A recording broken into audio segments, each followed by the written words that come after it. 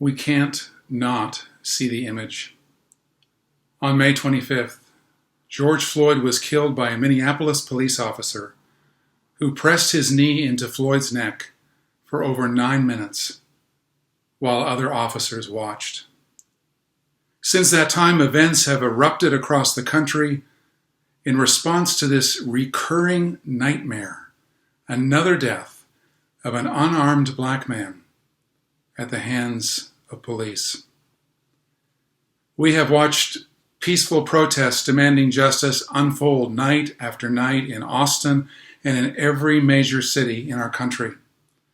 We've seen brutal and violent tactics used by police, and we've seen violence by a few on the street.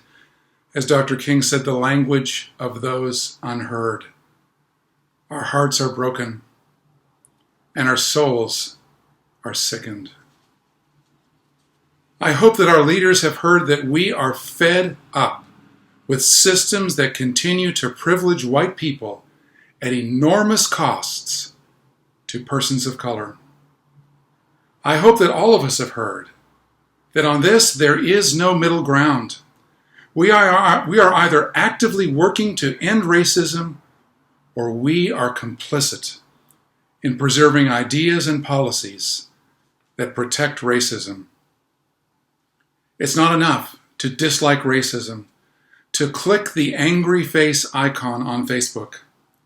We must commit to actively working to dismantle racism in all the ways that we can.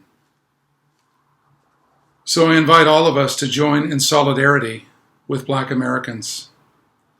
Listen to people of color, to their stories, their pain, and their cries for a world where justice and equality might reign.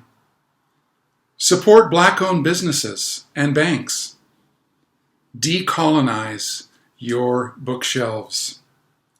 Join organizations like Undoing White Supremacy or the Austin Justice Coalition and work with them toward the reform of local police departments, including policies and training that address issues of police violence and racism. Let us learn together how to be an anti-racist congregation and help transform the despair and brokenness of institutionalized racism into the beloved community.